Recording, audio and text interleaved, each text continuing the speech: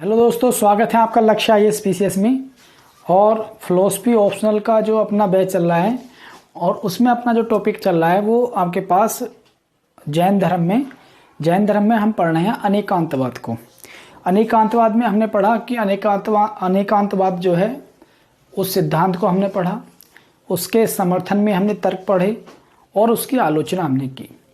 लेकिन एक क्वेश्चन आता है क्योंकि अनेकांतवाद जो है जैन धर्म का सत्ता संबंधी सिद्धांत है, ठीक है नहीं। तो सत्ता संबंधी सिद्धांत के संदर्भ में ही एक प्रश्न ये उभर कर आता है कि क्या अनेकांतवाद वास्तविकता का सुसंगत सिद्धांत है, या वास्तविकता का मतलब रियलिटी से होता है, ठीक है नहीं। यानी कि आपके पास सत्ता अनेकांतवाद सत्ता का सुसंगत सिद्धांत है। यानी कि यह कहा जा रहा होता है कि जो सत्ता से संबंधित जो भी सिद्धांत हैं, तो जैन धर्म का जो अनेकांतवाद है क्या उसमें सबसे अच्छा परफेक्ट है, यानी सभी सिद्धांतों में सबसे बेहतर है। तो आपको बताना है, ये क्वेश्चन आया हुआ है, ठीक है नहीं। क्योंकि देखो उसने सीधा सत्ता का सिद्धांत नहीं पूछा, अनेकांतवाद को सीधा नाम से नहीं पूछा, लेकिन उसकी जो महत्व है उसे लेकर क्वेश्चन पूछ लिया। तो कभी भी जब हम कोई किसी भी सब्जेक्ट को पढ़ रहे होते हैं, चाहे वो आपका जीएस का हो या फिर ऑप्शनल हो, और खासकर फिलॉसफी में हम सिद्धांत को पढ़ते हैं, सिद्धांत को बड़े बारीकी से चिंतन करते हैं। तो कभी कभी क्या होता है, क्योंकि देखो एक लिमिटेड सिलेबस होता है, उसके अंदर से क्वेश्चन पूछने होते हैं, तो आपको सीधा फॉरवर्ड ना पूछकर थोड़ा सा घुमा फिरा के क्वेश्चन पूछा जाता है। अगर आपने किसी भी टॉपिक को अच्छे से पढ़ा है, उसे अच्छे से एनालाइज किया है और उसका अच्छे से चिंतन किया है, मनन किया है, तो कहीं से भी क्वेश्चन वो उठा के पूछ ले तो आप क्वेश्चन बना दोगे। अब जैसे ये क्वेश्चन है, मैंने आपसे एक बात बताई थी कि आप फिलॉसफी में ज़्यादातर क्वेश्चनों को जब ही कर पाओगे जब आप अन्य दर्शनों को पढ़ लोगे। इसमें जैसे यूज हुआ है दो दर्शनों का, बहुत मतलब बौद्ध का और अद्वैत का। तो अगर आपने बौद्ध और अद्वैत ही नहीं पढ़े होंगे तो आप कैसे कर पाओगे। लेकिन चूंकि हम यहाँ अनेकांतवाद को पढ़ रहे हैं तो उससे संबंधित जो भी क्वेश्चन है वो मैं आपको कंप्लीट कराने की कोशिश करूँगा। तो जो भी बौद्ध से संबंधित, बौद्ध धर्म से संबंधित या अद्वैत दर्शन से संबंधित जो भी आपके पास इसमें थोड़े बहुत शब्द यूज होंगे उसे मैं आपको मौखिक रूप से समझा दूंगा, ठीक है नहीं। लेकिन डीपली हम जब ही पढ़ेंगे जब आपके पास उस टॉपिक में हम एंटर करेंगे। तो जैसा कि आपको हेडिंग पड़ा हुआ है कि अनेकांतवाद जो है वो सत्ता का, एग्जिस्टेंस का क्या सुसंगत सिद्धांत है। तो अगर आपको अनेकांतवाद को सुसंगत सिद्धांत बताना है तो कहीं ना कहीं आपको दूसरे अन्य दर्शनों के जो सत्ता संबंधी सिद्धांत हैं, वास्तविकता का जो सिद्धांत है, उससे तुलना करनी पड़ेगी। और उससे तुलना कर हम देखेंगे कि वास्तव में जो जैन धर्म का सत्ता संबंधी सिद्धांत है वो अन्य धर्मों के सत्ता संबंधी सिद्धांत से अलग है, उससे ज़्यादा महत्वपूर्ण है उनसे। और फिर हम लास्ट में कहेंगे हाँ भाई, जैन धर्म में जो भी सत्ता संबंधी सिद्धांत है वो अन्य धर्मों के जो सत्ता संबंधी सिद्धांत है उनसे बेहतर है। क्यों बेहतर है? क्योंकि उसके अंदर ये चीज़ प्लस है, ठीक है नहीं।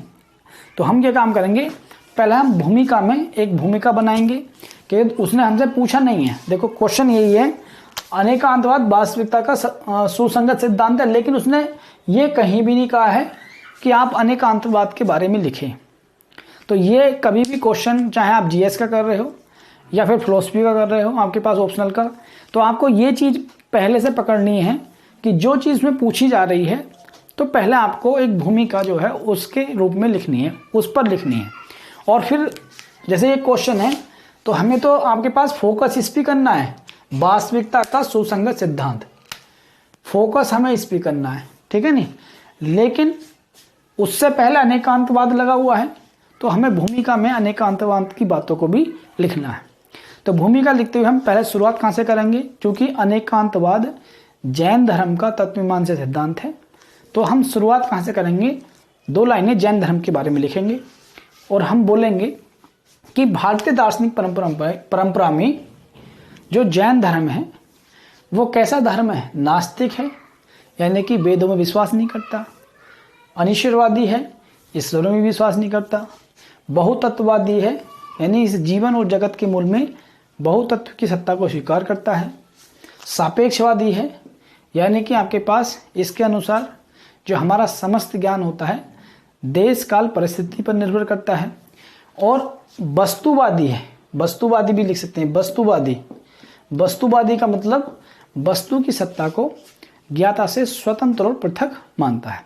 अनेकांतवादी है, यानी कि ये मानता है कि इस जगत में विभिन्न भौतिक वस्तु और जीव हैं और उनके अलग अलग गुण हैं। ठीक है नहीं।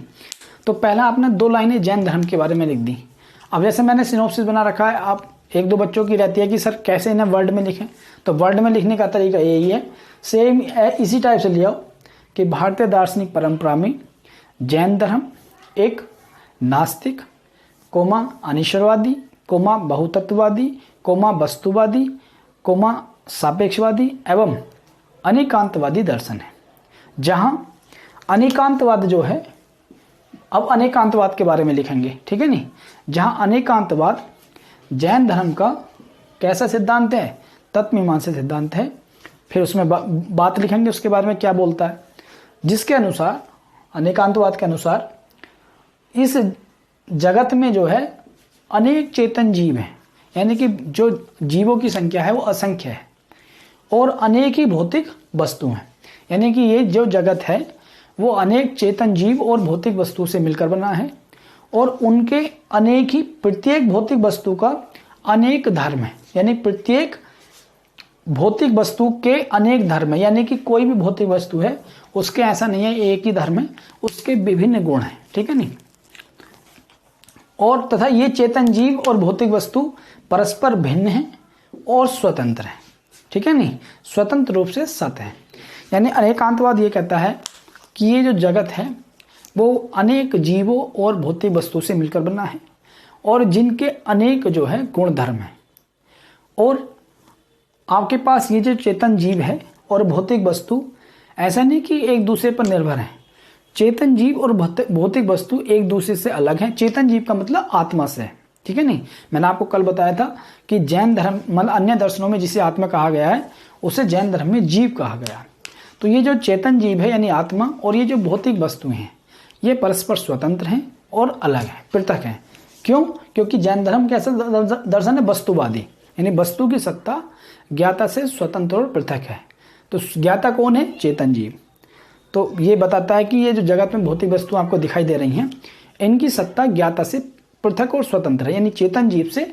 चेतन जीव में मनुष्य भी आ जाता है। हम चेतन जीव हैं क्योंकि हमारे अंदर चेतना है। ठीक है नहीं। तो ये जो भौतिक वस्तुएं आपको दिखाई दे रही होती हैं, ये पेन है, आपके हाथ में मोबाइल है, तो ये जो सारी वस्तु हैं इनका स्वतंत्र अस्तित्व है, और ये ज्ञाता से पृथक भी हैं और सत्य भी हैं। यानी आपके पास जो कि जगत को सत्य मानता है, तो ये आपके पास भौतिक वस्तु जगत में रहती हैं, तो जगत ये मतलब खुद भी सत्य है। ठीक है नहीं। तो हमने भूमिका में क्या बताया? एक पैराग्राफ में हमने बताया जैन दर्शन के बारे में, अनेकांतवाद के बारे में बता दिया। अब हम फिर नेक्स्ट पैराग्राफ में आते हैं, फिर हम इस पे बात करेंगे। अब जो वास्तविकता का सुसंगत सिद्धांत, अब इस पे बात करेंगे। अब हम बताएंगे कि भारतीय जो दर्शन की परंपरा है या भारतीय दर्शन में वास्तविकता का मतलब सत्ता, सत्ता के संदर्भ में 3 प्रमुख सिद्धांत हैं। यानी कि आपके पास अस्तित्व को लेकर वस्तुओं के और जीव के भारतीय दर्शन में 3 प्रमुख सिद्धांत हैं। कौन कौन से? बौद्ध दर्शन, पहला है बौद्ध दर्शन। तो बौद्ध दर्शन में अगर सत्ता की बात करें, क्योंकि हमें तो अब बताना है ना सत्ता संबंधी मतलब जैन धर्म का जो सत्ता संबंधी सिद्धांत है वो अन्य दर्शनों के सत्ता संबंधी सिद्धांत से भिन्न है या सुसंगत है उनसे।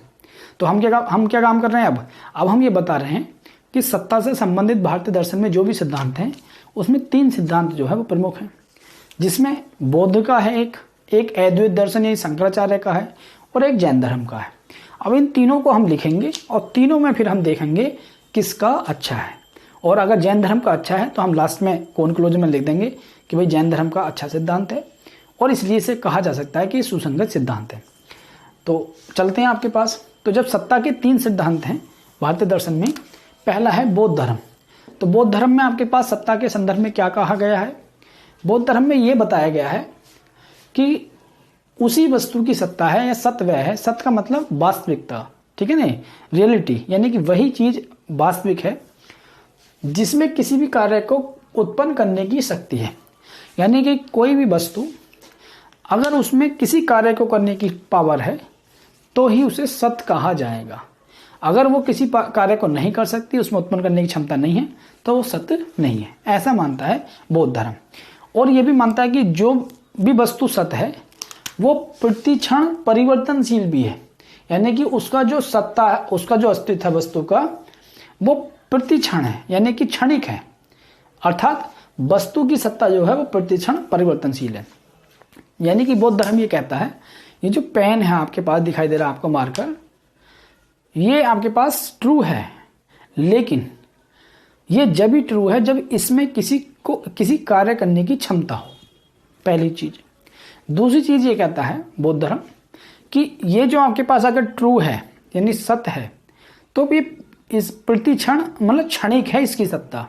यानी कि इस समय ये पेन तुम्हें दिखाई दे रहा है, एक क्षण बाद ये कोई दूसरी वस्तु में चेंज हो जाएगा, ठीक है नहीं। तो इसकी सत्ता जो है वो क्षणिक है, यानी कि इसका जो अस्तित्व है वो क्षण भर के लिए है, ठीक है नहीं। ये कहा जा रहा होता है कि प्रत्येक वस्तु जो है प्रति क्षण परिवर्तनशील होती है, यानी हर क्षण के बाद वस्तु बदल जाती है, ठीक है। तो ये बौद्ध धर्म का सत्ता संबंधी सिद्धांत हुआ। दो बातें मानता है कि सत्ता उसी वस्तु की जिसमें कार्य करने की क्षमता है, और वस्तु की जो सत्ता है या किसी भी द्रव्य की सत्ता है वो प्रतिक्षणिक है। मतलब क्षणिक है का मतलब प्रतिक्षण परिवर्तनशील है, यानी कि जैसे मैं मतलब मेरा अस्तित्व है, आपका अस्तित्व है, तो हमारा अस्तित्व कुछ ही क्षण के लिए है और फिर हम नेक्स्ट क्षण में दूसरे व्यक्ति बन जाएंगे। वो जब हम बौद्ध धर्म को पढ़ेंगे बड़े अच्छे से समझेंगे, क्योंकि ये जो क्षणिक प्रत्यक्ष मतलब प्रत्यय समुपाद है वो बौद्ध धर्म का कार्यकारणता सिद्धांत है, उसे बड़े अच्छे से पढ़ेंगे। जब वहाँ पर पढ़ा जाएगा तब आपके अच्छे से क्लियर हो जाएगा। बस आप यहाँ ये मान के चलो कि बौद्ध धर्म में जो सत्ता संबंधी सिद्धांत है उसमें दो बातों पर निर्भर करता है कि सत्य वही वस्तु है जिसमें कार्य करने की क्षमता है, और जिसका जो अस्तित्व है वो क्षणिक है, यानी कि प्रत्येक वस्तु प्रतिक्षण परिवर्तनशील है, ठीक है। तो सत्ता संबंधी सिद्धांत में या वास्तविकता के संबंधी सिद्धांत में बौद्ध धर्म के विचार हैं। अब आता है अद्वैत दर्शन। अद्वैत दर्शन को कौन फॉलो कर रहे होते हैं, मतलब फॉलो नहीं, मतलब कौन प्रमोट कर रहे होते हैं, शंकराचार्य। ये वेदांत पर आधारित है, ये भी आपको पता होना चाहिए, मैंने बताया भी था। तो शंकराचार्य कहते हैं कि सत्य वही है, यानी किसी की वस्तु, कोई भी वस्तु सत्य वही कहलाएगी जो त्रिकाल बाधित है। त्रिकाल बाधित का मतलब जिसका अस्तित्व तीनों कालों में हो, यानी कि जिसका अस्तित्व तीनों कालों में हो, तीनों कालों में हो। यानी कि ये कहना चाहते हैं, देखो अद्वैत दर्शन जो है व्यवहारिक रूप में इस जगत को सत्य मानता है, लेकिन अंतिम स्तर पर वो पर ब्रह्म परमेश्वर, जो भी आप नाम दो, भगवान का, वो कोई भगवान कहता है, कोई पर ब्रह्म कहता है, अंतिम सत्ता वो उसी की मानता है। और अद्वैत दर्शन ये कहता है कि जो ब्रह्म है आपके पास वो तीनों कालों में ट्रू है, चाहे आपका भूतकाल हो या वर्तमान हो या भविष्य हो, ठीक है नहीं। तो चूंकि वो ब्रह्म को सत्य मानता है, इसलिए ब्रह्म है त्रिकाल बाधित, तो वो उसी की सत्ता को ग्रहण करेगा अद्वैत दर्शन, जिसकी सत्ता तीनों कालों में होगी। तो अद्वैत दर्शन ये कहता है कि कोई भी वस्तु वो सत्य तभी कहलाएगी जब उसकी सत्ता तीनों कालों में, यानी वो त्रिकाल बाधित है, और ऐसी कोई जगत की वस्तु तो हो नहीं सकती। तो अद्वैत दर्शन किसे मानता है, सत्य ब्रह्म को। वो कहता है कि जो ब्रह्म है आपके पास, जो गॉड है या कुछ भी है, जिसे आप परमेश्वर कह लो, परमात्मा कह लो, उसकी सत्ता तीनों कालों में है, तो अंततः वही लास्ट अंतिम स्तर पर सत्य है। और बाकी ये जो संसार है ये व्यवहारिक रूप में सत्य है, लेकिन परमार्थिक रूप में ये सत्य नहीं है, यानी कि अंतिम रूप से सत्य नहीं है। तो ये आपके पास अद्वैत दर्शन कहता है कि जिसकी सत्ता तीनों कालों में वही सत्य है। और ऐसा किसकी सत्ता है, ब्रह्म की सत्ता तीनों कालों में, इसलिए इनके हिसाब से ब्रह्म या कोई परमात्मा कहता है, कोई परमेश्वर कहता है, कोई गॉड कहता है, उसी की अंतिम स्तर पर सत्ता है जिसकी सत्ता तीनों काल में हो, ठीक है। अब जैन धर्म की बात करें, भाई जैन धर्म में क्या कहा गया है सत्ता संबंध के मतलब सत्ता के संदर्भ में। जैन धर्म कहता है कि वही वस्तु सत्य है, सत्य वही है, या किसी भी वस्तु का अस्तित्व उसी वस्तु का है जिसमें उत्पत्ति, विनाश और नित्यता तीनों गुण आपके पास विद्यमान है। यानी कि वही वस्तु सत्य है जिसकी उत्पत्ति भी होती है, विनाश भी होता है और नित्यता भी है, ठीक है नहीं। यानी कि इसमें दोनों मतलब विपरीत विचारों को भी शामिल किया गया है। यानी एक साइड तो सत्य वही है जिसकी उत्पत्ति होती है, जिसका विनाश है, उत्पत्ति है, विनाश है, और फिर नित्यता को भी शामिल किया गया है। यानी जैन धर्म ये मानता है कि उसी वस्तु की सत्ता है जिसमें उत्पत्ति, विनाश और नित्यता तीनों गुण समाहित है। ठीक है नहीं, अगर किसी वस्तु में तीनों गुण समाहित हैं तो उसी की वस्तु की सत्ता है। ठीक है नहीं, एक श्लोक भी है, उत्पाद व्यय ध्रुव्य संयुक्तम सत, यानी कि उत्पाद यानी उत्पत्ति, व्यय मतलब विनाश, और ध्रुव्य यानी कि आपके पास नित्यता, संयुक्तम सत यानी तीनों जिस वस्तु में ये तीनों गुण मिलेंगे उसी वस्तु की सत्यता है। ठीक है नहीं, तो ये जैन धर्म का आपके पास विचार हो गया सत्ता संबंधी। तो अब हमने तीनों धर्मों के विचारों को पढ़ा सत्ता संबंधी। अब वो यही कह रहा है, क्वेश्चन देखो, कि वास्तविकता का यानी सत्ता संबंधी कौन सा विचार सुसंगत है। तो अब हम देखते हैं कि कौन सा विचार सुसंगत है, मूल्यांकन करते हैं। तो हम ये देखते हैं बौद्ध धर्म में, तीनों धर्मों में हमने देखा सत्ता के स्वरूप के संदर्भ में जो हम विचार देखे हमने, तो हम देखा कि बौद्ध दर्शन तो कह रहा है कि प्रत्येक वस्तु प्रतिक्षण परिवर्तनशील है। यानी ये एक प्रकार से वो कहता है कि उसी वही सत्य है जो प्रतिक्षण परिवर्तनशील है, जिसका अस्तित्व क्षण भर के लिए है। तो इसका मतलब अगर किसी वस्तु का अस्तित्व क्षण भर के लिए नहीं है तो वो सत्य नहीं है। तो कहने का मतलब ये है, ये क्षणिक एकांतवाद को प्रश्रय देता है, यानी क्षणिक एकांतवाद को मानता है, यानी कि एक ही दृष्टिकोण से मानता है सत्यता को, कि वही वस्तु सत्य है जिसका मतलब जिसका अस्तित्व क्षणिक है, यानी क्षण भर के लिए है। तो यानी कि एक प्रकार से क्षणिक एकांतवाद को मानना, यानी कि एक ही दृष्टिकोण से काम कर रहे हैं, यानी कि सत्य वह है जो क्षणिक है केवल। जबकि शंकर के दर्शन में हम देखें तो शंकर ने अद्वैत दर्शन में कहा कि ब्रह्म एकांतवाद को वरीयता दी। ब्रह्म एकांतवाद का मतलब शंकर ये कहते हैं अंतिम रूप से ब्रह्म ही सत्य है और कोई भी सत्य नहीं है। ये जगत व्यवहारिक रूप से सत्य है, लेकिन अंतिम जो सत्ता है वो ब्रह्म की है। तो शंकर के अगर हम दर्शन को देखें तो ब्रह्म एकांतवाद दिखाई दे रहा होता है, केवल ब्रह्म को ही सत्य मानना है। और बौद्ध दर्शन को देखें तो केवल उसी वस्तु को सत्य माना जा रहा होता है जिसका क्षण मतलब जिसका अस्तित्व क्षण भर के लिए। तो अगर मैं बौद्ध धर्म को मानूं तो क्षणिक एकांतवाद की ओर चला जाता हूं, अगर मैं अद्वैत दर्शन को मानूं तो ब्रह्म एकांतवाद की ओर चला जाता हूं। लेकिन अगर मैं जैन धर्म को देखूं तो जैन धर्म में आपके पास या जैन दर्शन में उत्पत्ति को भी शामिल किया गया है वस्तु की, विनाश को भी शामिल किया गया है और नित्यता को भी शामिल किया गया है, यानी तीनों का समन्वय है। यानी जैन धर्म में आपके पास तीनों विचारों को, उत्पत्ति, विनाश और नित्यता, तीनों को शामिल किया गया है। और जैन धर्म के हिसाब से वही वस्तु सत्य है जिसमें उत्पत्ति भी है, विनाश भी है और नित्यता भी है। यानी जैन धर्म में आपके पास अपोजिट विचारों को भी शामिल किया गया है, उत्पत्ति का अपोजिट विनाश, विनाश का अपोजिट नित्यता। यानी जैन धर्म ये कहता है कि सभी विचार अपने आप में ट्रू हैं अपने अपने दृष्टिकोण से, यानी कि उत्पत्ति भी आपके पास, विनाश भी और नित्यता भी, सभी विचारों का समग्र रूप जो है वो जैन दर्शन में दिखाई दे रहा होता है।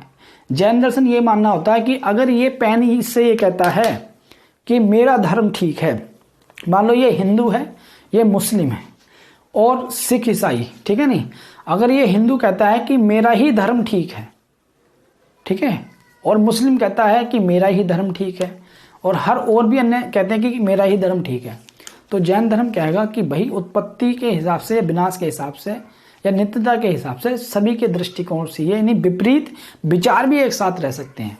बोले तुम्हारा धर्म भी ठीक है, ये इनका भी धर्म ठीक है, लेकिन फिर भी आप एक साथ रहो, ठीक है नहीं, ये जैन धर्म कहता है। क्यों? क्योंकि जैन धर्म ये मानता है कोई भी वस्तु है वो सत्य, जब ये आपके पास मतलब तुम्हारे धर्म की भी सत्यता है, इनके धर्म की भी सत्यता है, ठीक है नहीं, उत्पत्ति भी, विनाश और नित्यता तीनों को शामिल करता है, विपरीत विचारों को भी शामिल करता है जैन धर्म। तो सत्ता के संदर्भ में जैन धर्म ये कहता है कोई वस्तु उत्पत्ति के हिसाब से भी सत्य है, विनाश के हिसाब से भी सत्य है और नित्यता के हिसाब से भी सत्य है। अगर तीनों गुण ये किसी वस्तु में हैं तो हम कह देंगे कि वो वस्तु प्रॉपर रूप से रियल है, ठीक है नहीं, वास्तविक है। तो अगर हम देखें कि अगर मैं बौद्ध धर्म को मानता हूं तो एक ही डायरेक्शन में जा रहा हूं, क्षणिक एकांतवाद में। अद्वैत को मानता हूं तो एक ही डायरेक्शन में जा रहा हूं। लेकिन जैन धर्म को अगर मैं मानता हूं, जैन धर्म के अगर अनेकांतवाद को देखता हूं, तो वहां तीनों विचारों को शामिल किया गया है।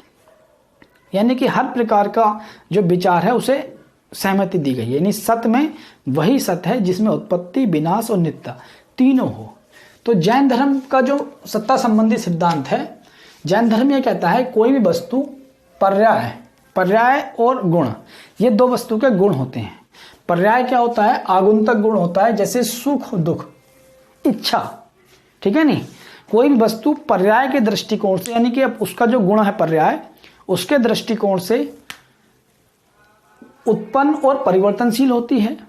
और वस्तु का जो गुण है, जो वस्तु का अनिवार्य स्वरूप गुण है, यानी अनिवार्य गुण, ठीक है नहीं, उसके दृष्टिकोण से वस्तु नित्य होती है। तो जैन धर्म यह कहता है कि कोई भी वस्तु, मतलब जैन धर्म मानता है कि उसी वस्तु की सत्ता है जो आपके पास उत्पत्ति, विनाश और नित्य तीनों गुण जिसमें है। आगे जैन धर्म ये बताता है कि कोई भी वस्तु जो है, संसार की कोई वस्तु, उसमें दो गुण होते हैं, पर्याय और उसका स्वरूप गुण, ठीक है नहीं, गुण। कोई वस्तु पर्याय के पर्याय क्या होता है? वस्तु का आगंतुक गुण होता है पर्याय। यहां लिख सकते हैं हम, पर्याय क्या है आपके पास? पर्याय वस्तु का, ये आपके पास आगंतुक गुण, वस्तु का आगंतुक गुण, यानी बाहर से जो आया हुआ होता है। जैसे सुख है और कोमा दुख है, ये गुण बाहर से आते हैं। और जो गुण है वस्तु का स्वरूप है, ये स्वरूप गुण है और ये अनिवार्य है, अनिवार्य गुण। ये बदलता नहीं है, ये चेंज नहीं है आपके पास। जैसे चेतना, ठीक है नहीं, ये अनिवार्य गुण है। तो जैन धर्म ये कहता है कोई भी वस्तु वो पर्याय गुण के हिसाब से तो उत्पन्न और परिवर्तनशील है, और अपने गुण या स्वरूप गुण के हिसाब से वो वस्तु नित्य है। मतलब कोई भी वस्तु का जो पर्याय गुण होता है, सुख, दुख, इच्छा, ये सारी जो मनुष्य के अंदर हैं, तो ये उसके आगंतुक गुण है, ये बाहर से आए हुए गुण हैं। इस हिसाब से तो ये जो गुण है आपके पास उत्पन्न भी होते हैं, परिवर्तनशील भी होते हैं। लेकिन वस्तु का जो स्वरूप गुण है, अनिवार्य गुण, यानी कि मेरा जो रूप रंग है, मेरी जो बॉडी का स्ट्रक्चर है, ये मेरा अनिवार्य गुण है। मेरी चेतना, ठीक है नहीं, ये कभी नहीं बदलती है आपके पास, ये मेरा अनिवार्य गुण है, ठीक है। मेरी चेतना मेरा अनिवार्य गुण है। रूप तो जबकि बदल भी जाता है, ठीक है, लेकिन चेतना अनिवार्य गुण है, ये नहीं बदलेगा। तो जैन धर्म ये कहना चाहता है, क्योंकि जैन धर्म मानता है कि कोई वस्तु सत्य जभी है जब उत्पन्न भी है, परिवर्तनशील भी है और आपके पास नित्य भी है। और इसी क्रम में जैन धर्म आगे कहता है कि हर वस्तु पर्याय जो उसका गुण है उसके हिसाब से तो उत्पन्न और परिवर्तनशील है, लेकिन उसका जो अनिवार्य गुण है वस्तु का, उसके हिसाब से वो नित्य है। इसलिए प्रत्येक वस्तु की सत्ता है। इसलिए जैन धर्म इस संसार में अनेक वस्तु मानता है और उनके अनेक गुण मानता है। अनेक वस्तुओं की, असंख्य वस्तुओं की सत्ता को स्वीकार करता है, ठीक है नहीं। क्योंकि जैन धर्म कहता है कि हर वस्तु ट्रू है, अपने आप में सत्य है। क्यों? क्योंकि वो पर्याय के दृष्टिकोण से उत्पन्न और परिवर्तनशील है, और बल्कि गुण के दृष्टिकोण से वो आपके पास नित्य है। इसलिए कोई भी वस्तु जो इन तीनों गुणों को रख रही है वो सत्य है, और हर वस्तु इन तीनों गुणों को रखती है। क्योंकि हर वस्तु के अपने आगंतुक गुण होते हैं, पर्याय गुण होते हैं। जैसे मनुष्य की बात करूं तो सुख, दुख, इच्छा, ये सारी चीजें जो बाहर से आती हैं। और हर वस्तु का अपना एक अनिवार्य गुण होता है। जैसे मनुष्य की बात करूं तो चेतना, और अगर अन्य वस्तु की बात करूं तो उसका जो कलर है, ठीक है नहीं, उसका कलर है या उसकी बनावट है, वो उसके अनिवार्य गुण है, ठीक है। तो ये सारी चीजें, ये वस्तु की बनावट, उसका जो मैटेरियल है वो उसका अनिवार्य गुण है। तो जैन दर्शन को अगर हम देखें तो जैन दर्शन जो है हमें एक समन्वयकारी दर्शन दिखाई दे रहा होता है, जिसमें दो विपरीत विचार भी आपस में समन्वय के साथ रह सकते हैं। तो अगर जैन दर्शन को हम माने तो इस संसार में जितनी भी आपके पास अव्यवस्था है वो सोल्व हो जाएगी। आज आप देख रहे हो कि रूस ने यूक्रेन पर आक्रमण किया है, चाइना ताइवान पर आक्रमण करने के लिए तैयार है, चाइना ने भारत के भी लद्दाख क्षेत्र में घुसपैठ कर रखी है। तो ये जो एक प्रकार से युद्ध की व्यवस्था है, धर्म के नाम पर लोगों को मारा जा रहा है, सांप्रदायिकता का माहौल है। अगर जैन धर्म को लोग स्वीकार कर लें, जैन धर्म को माने, जैन धर्म के अकॉर्डिंग चलें, तो विपरीत विचार भी एक साथ रह सकते हैं। यानी कि मैं अगर बोलता हूं कि मतलब भोलेनाथ की जय बोलता हूं तो भी मैं ठीक हूं, कोई व्यक्ति अल्लाहू अकबर बोलता है वो भी ठीक है, कोई व्यक्ति जो है यीशु की प्रार्थना करता है वो भी ठीक है। यानी हर व्यक्ति अपने अपने दृष्टिकोण से ठीक है, हर व्यक्ति की सत्ता है, हर विचार की सत्ता है आपके पास। और इस संसार में जितनी वस्तुएं हैं सब ट्रू हैं, और हर वस्तु के अंदर जीव है। ये मानता है कि अब जैसे यूक्रेन में हमला हो रहा है, इतने सारे लोग मर रहे हैं, तो जीवों की हत्या हो रही है। हर चींटी की तलक के अंदर जीव है, दीवार के अंदर जीव है। जैन धर्म ये कहता है कि अहिंसा अपनाओ, किसी पे हिंसा मत करो। और जब अगर जैन धर्म के विचार को, जब भी तो कहते हैं कि भारत विश्व गुरु है, भारत का जो दर्शन है अगर वो सारा विश्व फॉलो करे तो भारत जो है शांति का प्रतीक बन सकता है। भारत एक विश्व स्तर पर जो है मुख्य भूमिका में आ सकता है, शांति बनाए रखने में, व्यवस्था बनाए रखने में। तो जैन दर्शन का ये समन्वयकारी रूप है, ये सामाजिक व्यवस्था को सुचारू रूप से चलाने और बहुधर्मी समाज की स्थापना करने में महत्वपूर्ण भूमिका निभाता है। क्यों सामाजिक व्यवस्था को सुचारू रूप से चलाना है? क्योंकि समाज में टकराव कब होता है? जब लोग ये मानते हैं कि मैं ही मैं, ठीक है, जब मैं की भावना आ जाती है लोगों के अंदर कि मेरा ही भला हो, दूसरे का ना हो, तो टकराव होता है। तो जैन धर्म कहता है कि मैं ही मैं क्या, बोले आपके पास ना, मतलब अगर मैं केवल अपने आप को मानूं तो कोई फायदा नहीं। क्यों? आपके पास विपरीत विचार भी एक साथ रह सकते हैं।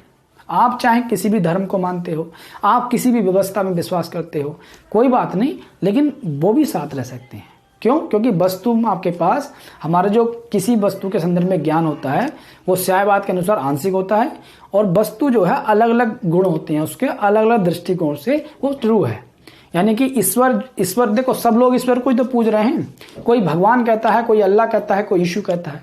अगर ये सब व्यक्ति मान लें कि हाँ सत्यता का रास्ता एक ही है ईश्वर, और उसके अलग अलग रूप हो सकते हैं, और अंतिम रूप में जो है ईश्वर ही सत्य है, तो हम काहे को आपस में जो है लड़ें? क्यों हिंदू मुस्लिम कर रहे हैं? क्यों आपके पास अलग कम्युनिटी लड़ें? क्योंकि जब एक ही सत्ता है, उसके अलग अलग रूप हैं। आप मुस्लिम हो तो अल्लाह के रूप में पूज रहे हो, मैं हिंदू हूं तो मैं भगवान के रूप में पूज रहा हूं, ठीक है नहीं?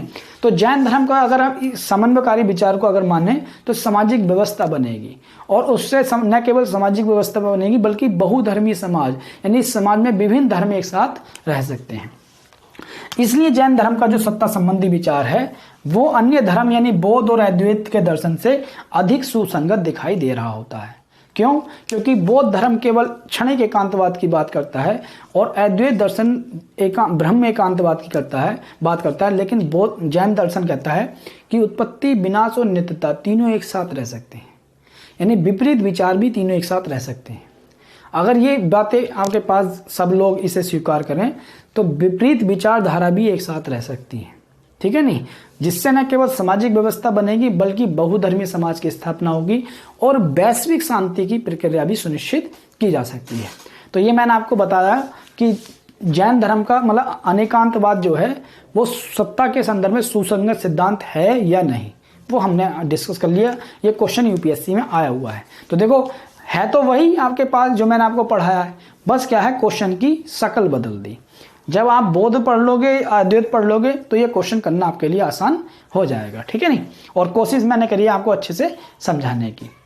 अब हम पढ़ेंगे जैन दर्शन का जो अगला सिद्धांत है, ये तत्वमीमांसा सिद्धांत था, अनेकांतवाद। अब हम जिसमें तत्व की बात की जा रही है, इस जगत की बात की जा रही है, जगत के जो तत्व हैं उनकी बात की जा रही है। लेकिन अब हम पढ़ेंगे जैन दर्शन का ज्ञान मीमांसा सिद्धांत, स्वयंवाद, ठीक है?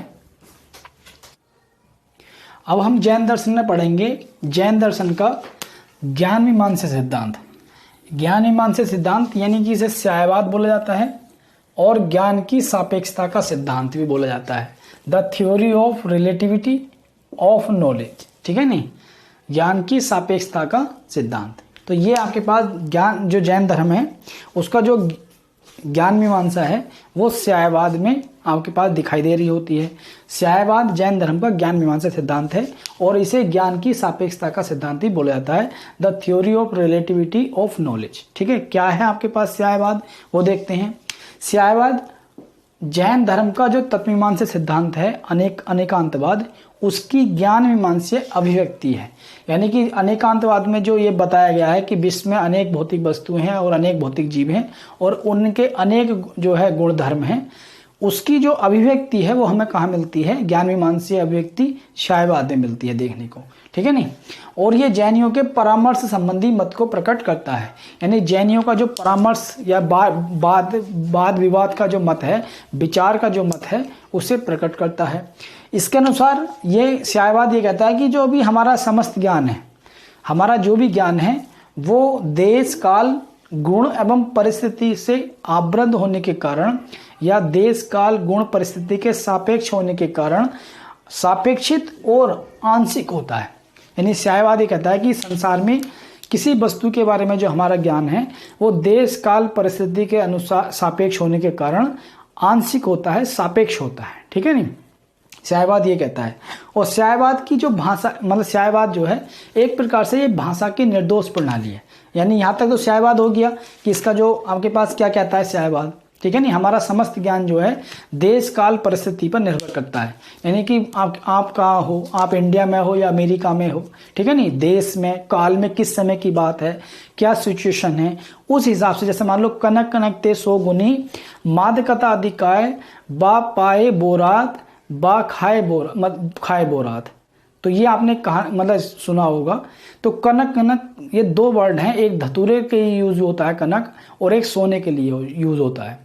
तो अगर आपके पास कोई दुल्हन है, वो शादी के लिए जा रही है और वहाँ अगर कनक शब्द का यूज हो रहा है तो सोने की बात की जाएगी।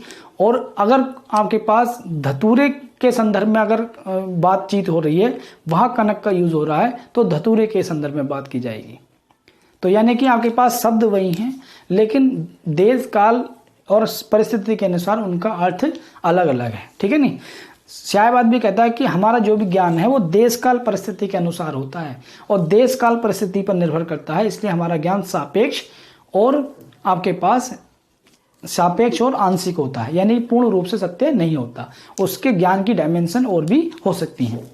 और शायवाद जो है एक प्रकार से भाषा की निर्दोष प्रणाली है।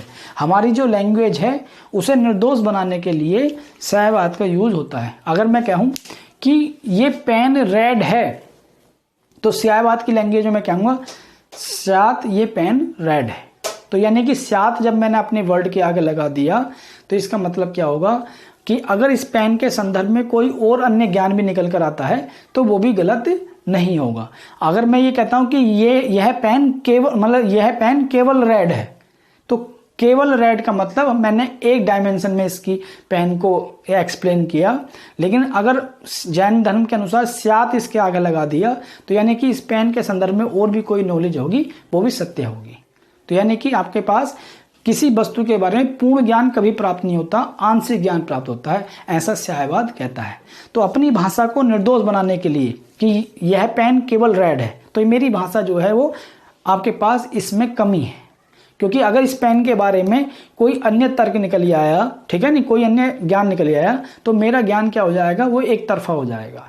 लेकिन अगर मैं अपनी भाषा से पहले लगा दूं ये कि स्यात यह पेन रेड है, तो स्यात जब शब्द लग जाता है तो यानी उस पेन के संदर्भ में अन्य ज्ञान जो भी निकल कर आएंगे वो भी सत्य होंगे, ठीक है नहीं। तो मेरी भाषा गलत नहीं होगी। और नहीं तो अगर मैं कह दूंगा पेन यह पेन केवल रेड है और ये पेन निकल आया आपके पास ब्लैक, तो आप कह दोगे कि सर आप गलत हैं क्योंकि आप पेन का रेड बता रहे थे। लेकिन मैंने आपको बोल दिया कि स्यात ये पेन रेड है, तो आप फिर मुझे गलत नहीं बता सकते, क्योंकि स्यात का मतलब ही होता है इस पेन के बारे में और भी ज्ञान सत्य हो सकता है, ठीक है। यह भाषा की निर्दोष प्रणाली है जिसमें वस्तु का पूर्ण रूप जो है उद्घाटित होता है और इसकी अभिव्यक्ति सप्तभंगी न्याय में होती है। यानी शायवाद का जो अनेकांतवाद की अभिव्यक्ति कहाँ होती है, शायवाद में, और शायवाद की अभिव्यक्ति कहाँ होती है, सप्तभंगी न्याय में। तो सप्तभंगी न्याय को हम आगे पढ़ेंगे, ठीक है नहीं। अब क्या होता है, एग्जाम्पल शायवाद का एक उदाहरण है कि ज्ञान कैसे जो है वो आपके पास आंशिक, हमारा जो ज्ञान होता है विभिन्न वस्तु के बारे में आंशिक होता है और अलग अलग दृष्टिकोण से अलग अलग सभी ज्ञान जो है वो सत्य होते हैं। जैसे अंधे और हाथी का उदाहरण इसमें दिया हुआ है। मतलब एक आपके पास हाथी है और उसे अंधों के बीच में ले जाकर खड़ा कर दिया जाता है। तो अंधे जो है वो हाथी के जो अंग है उन्हें टच कर रहे होते हैं और अपना ज्ञान बताते हैं। एक अंधा हाथी के पैर को छूता है तो वो कहता है कि आपके पास हाथी, ये अंधे से पूछा जाता है ये क्या है, तो जो उसके पैर को छूता है वो कहता है ये स्तंभ है, ये एक खंबा है। एक अंधा हाथी की पूंछ को छूता है और उससे पूछा जाता है ये क्या है, तो वो कहता है ये रज्जू है, रस्सी है। फिर एक अंधा हाथी के कान को छूता है और उससे पूछा जाता है भाई ये क्या है, तो अब वो बोलता है ये सूप है, यानी पंखा है। हाथी कान पंखा, मतलब वो पंखा कह रहा है, ये पंखा है। और एक व्यक्ति से पूछा जाता है हाथी की सूंड के बारे में, तो वो कहता है ये सूंड नहीं, ये अजगर है। तो यानी कि हाथी के ही सारे अंग हैं और हर अंधा उसकी अपने अपने ढंग से व्याख्या कर रहा है। तो स्यायवाद ये कहता है कि इन अंधों के जो भी आपके पास नॉलेज है वो गलत नहीं है, क्योंकि उनकी नॉलेज अपने अपने दृष्टिकोण से सही है। यानी जो उसका पैर छू रहा है वो स्तंभ बता रहा है, जो आपका कान छू रहा है वो पंखा बता रहा है, तो वो अलग अलग दृष्टिकोण से उनकी नॉलेज ठीक है, ठीक है नहीं। तो हमारा जो ज्ञान होता है वही बताने की कोशिश की जा रही है इसमें स्यायवाद में। हमारा ज्ञान बस देश काल परिस्थिति पर निर्भर करता है और हमारा ज्ञान जो है वो आंशिक होता है, किसी वस्तु के बारे में पूर्ण रूप से सही नहीं होता। तो अगर हम इन अंधों की बातों को वैसे किसी व्यक्ति के सामने रखें तो वो कहेगा कि यार ये गलत बता रहा है, इसे खंबा बता रहा है, ये तो हाथी है। कोई अगर जो अजगर बता रहा है बोले यार ये अजगर क्यों बता रहा है, ये तो हाथी है।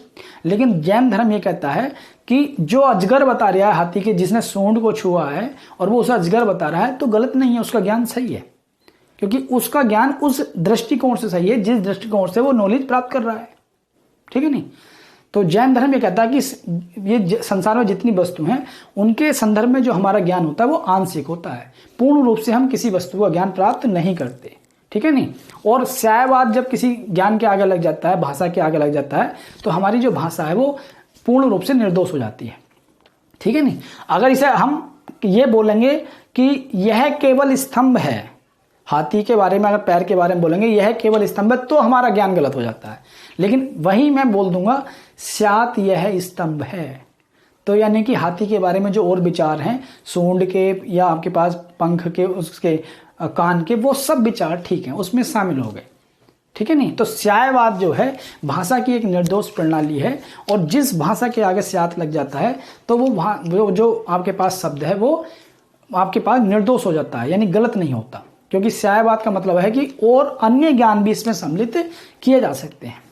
अब जैसे आपके पास बात करें कि स्यायवाद को माना क्यों गया जैन धर्म में, स्यायवाद की प्रासंगिकता क्या है, तो विचार को दोष रहित बनाने के लिए हमारे जितने भी विचार हैं, अगर हम अपने डेली दैनिक जीवन में अपनी बातों में बोल दें कि स्यात ये हो भी सकता है, तो जब हम बोलते हैं ना स्यात ये हो भी सकता है, तो इसका मतलब अगर कुछ अन्य चीज भी अगर किसी वस्तु के बारे में हो जाती है तो वो भी गलत नहीं है। तो विचार को दोष रहित बनाने के लिए स्यायवाद की कल्पना की जाती है।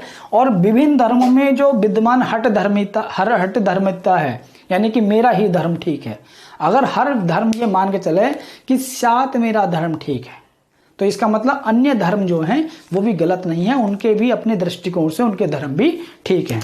तो हमारे धर्मों में जो भी हट धर्मिता है, रूढ़िवादिता छाई हुई है, कट्टरता छाई हुई है, इन सब का परित्याग करके उदारता बढ़ाने में स्यायवाद बहुत महत्वपूर्ण भूमिका निभाता है। क्योंकि अगर हर धर्म वाला, क्योंकि आज लड़ाई किस बात की है, हिंदू कहते हैं कि हमारा धर्म ठीक है, मुस्लिम कहते हैं हमारा धर्म ठीक है, ईसाई कहते हैं हमारा धर्म ठीक है, सिख कहते हैं हमारा धर्म ठीक है। लेकिन अगर चारों धर्म ये कह दें कि स्यात हमारा धर्म ठीक है, तो इसका मतलब स्यात जब वर्ड लग जाता है तो अन्य धर्म की जो भी विचार हैं वो भी सत्य हैं अपने अपने दृष्टिकोण से, ठीक है नहीं। अब ऐसा नहीं है कि आपका ही धर्म सर्वश्रेष्ठ है, आप अन्य दर्शनों के धर्मों को भी, अन्य धर्मों की बातों को भी स्वीकार करोगे, क्योंकि वो भी अपने दृष्टिकोण से सही है। स्यायवाद ये कहता है कि आपका विचार जो है किसी वस्तु के बारे में, किसी धर्म के बारे में, आपको आंशिक ज्ञान प्राप्त होता है, ठीक है नहीं। उसके धर्म के बारे में अगर कोई अन्य बात भी है तो वो भी स्वीकार करने योग्य है, वो भी अपने दृष्टिकोण से ठीक है। तो अगर कोई ये कह रहा है कि केवल मेरा ही धर्म ठीक है, तो बात गलत हो जाती है। वो कहता है स्यात मेरा धर्म ठीक हो, तो इसका मतलब स्यात लगा दिया तो अन्य धर्मों के विचार भी उसमें शामिल किए जा सकते हैं। अगर केवल मेरा धर्म ठीक है, लड़ाई इस बात की आज की डेट में केवल मैं ही मैं, तो जब केवल मैं ही मैं का मतलब आपने दूसरे व्यक्ति को बिल्कुल नेग्लेक्ट कर दिया, दूसरे धर्म को खत्म कर दिया, तब आपके पास क्रिया के विपरीत प्रतिक्रिया होगी और टकराव की स्थिति आएगी। तो विभिन्न धर्मों में जो हट धर्मता है कि मेरा ही धर्म ठीक है, जो कट्टरता है, रूढ़िवादिता है, उन सबको आपके पास खत्म करके उदारता बढ़ाने के लिए न्यायवाद बड़ा महत्वपूर्ण है। यह जीवन में सहिष्णु होने की प्रेरणा देता है। सहिष्णु का मतलब आपका जो जीवन है आप दूसरे के विचारों को भी मान रहे हो। ये केवल आपका ये नहीं कि मेरी बात ही ठीक है। सहिष्णु का मतलब दूसरे के विचारों को भी सुनना, दूसरे के विचारों को भी मानना, उसके दृष्टिकोण से सही मानना। भले ही आपका दृष्टिकोण अलग हो, लेकिन दूसरे के विचार उसके दृष्टिकोण से सही है, केवल आपके ही विचार ठीक नहीं है। तो न्यायवाद को जब हम मानते हैं, स्यात लगा देते हैं किसी अपने विचार के आगे, तो वो ऑटोमेटिकली वो सहिष्णु बात हो जाती है। आप जब अपनी बात के आगे स्यात लगा देते हो तो ये ऐसा नहीं कि आप दूसरे के विचारों को नेग्लेक्ट कर रहे हो, ठीक है नहीं, दूसरे के विचार भी उसके दृष्टिकोण से सही है। उसके बाद यानी कि दूसरे के विचारों की सत्यता को स्वीकार करने के लिए न्यायवाद को मानना जरूरी है, सहिष्णु होने के लिए। तो मैंने आपको बताया कि न्यायवाद ज्ञान मीमांसा सिद्धांत है, जो ये बताता है कि हमारा संपूर्ण ज्ञान देश काल परिस्थिति के अनुसार सापेक्ष और आंशिक होता है। यानी कि कोई किसी व्यक्ति का ज्ञान जो है पूर्ण रूपेण सत्य नहीं होता। तो अन्य आपके पास हर किसी वस्तु के बारे में विभिन्न ज्ञानों को भी माना जा सकता है। किसके माध्यम से? न्यायवाद के माध्यम से। अगर हम अपने विचार के आगे स्यात लगा दें तो हमारी जो भाषा है वो निर्दोष हो जाती है और अन्य विचार भी उसमें समाहित किए जा सकते हैं। तो विभिन्न धर्मों की हट धर्मिता को खत्म करने के लिए, रूढ़िवादिता को खत्म करने के लिए, परस्पर कट्टरता को खत्म करने के लिए आज आप देख रहे हो यूक्रेन और रूस में विश्व में एक अशांति सी फैली हुई है, तृतीय विश्व युद्ध का खतरा है। तो न्यायवाद को अगर ये सारे जो है देश मान लें तो हर देश का अपना दृष्टिकोण ठीक है अपने अपने हिसाब से, तो ये वैश्विक शांति का एक जो है पिलर हो सकता है, ठीक है नहीं। तो हमारा जो दर्शन है, भारतीय दर्शन इतना मजबूत है कि अगर जब तो भारत को विश्व गुरु बनाने की बात की जा रही होती है कि हमारे जो विचार है, हमारे जो दर्शन है, भारतीय दर्शन परंपरा वो इतनी मजबूत है कि विश्व में शांति व्यवस्था को बनाए रखने के लिए और भारत को विश्व गुरु को बनाने में ये महत्वपूर्ण भूमिका अदा कर सकती है। तो ठीक है दोस्तों, आज की अपनी क्लास यहाँ तक ही रहती है और कल हम पढ़ेंगे न्यायवाद और अनेकांतवाद में क्या अंतर है और न्यायवाद के संदर्भ में विभिन्न जो है मतलब एक प्रकार से और न्यायवाद के संदर्भ में और सारे विचारों को पढ़ेंगे जो भी एग्जाम के दृष्टिकोण से महत्वपूर्ण है। तो आज की अपनी क्लास यहाँ तक कि आप नोट कीजिए और अच्छे से इसे टॉपिक को पढ़िए, समझिए।